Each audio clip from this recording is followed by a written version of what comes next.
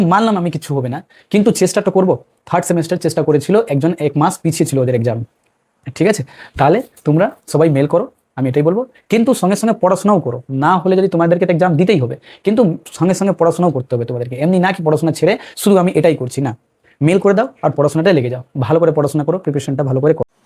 যারা যারা 6 সেমিস্টারে এক্সাম এবার দিচ্ছ তাদের জন্য এই যে সিইউ নোটিশ দিয়েছে, তাদের জন্য বলছি আমি, তোমরা একটা হোয়াটসঅ্যাপ গ্রুপ করা হয়েছে, ওখানে অ্যাপ্রক্স 650 জন হয়ে গেছে, মানে 650 জন হয়ে গেছে।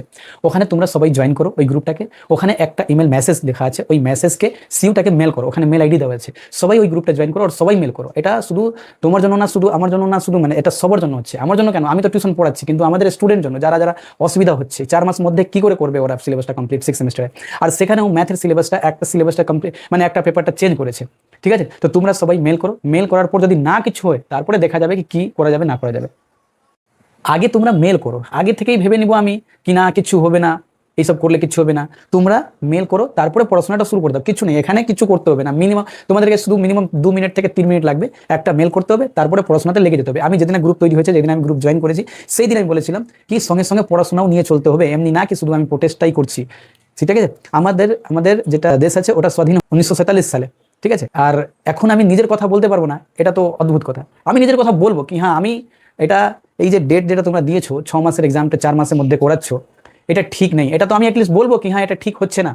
আর এটাও আমি বলবো কি না না এটা ঠিক হচ্ছে না, তাহলে তো আমি মনে হচ্ছে কি মানে অন্য কোনো কান্ট্রিতে থাকছি, কি আমার নিজের কথা নিজের অসুবিধাটাও বলতে পারছি না, যেখানে ঠিক হচ্ছে না ওখানেও আমি বলতে পারছি না।